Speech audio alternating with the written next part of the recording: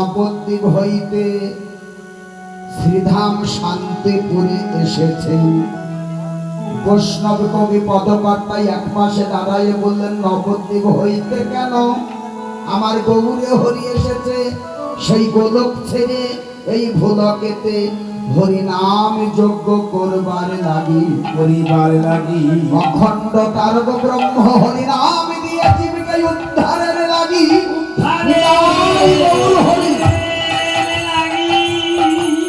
শান্তিপুর অদ্বৈত মন্দিরে এসে পারিষদ বর্গ সঙ্গে লয়ে ভক্তবৃন্দ সঙ্গে লয়ে হরিনাম যজ্ঞের সূচনা করিলেন। শোভা করে বসেছে গো, শোভা করে বসেছে অদ্বৈত অঙ্গন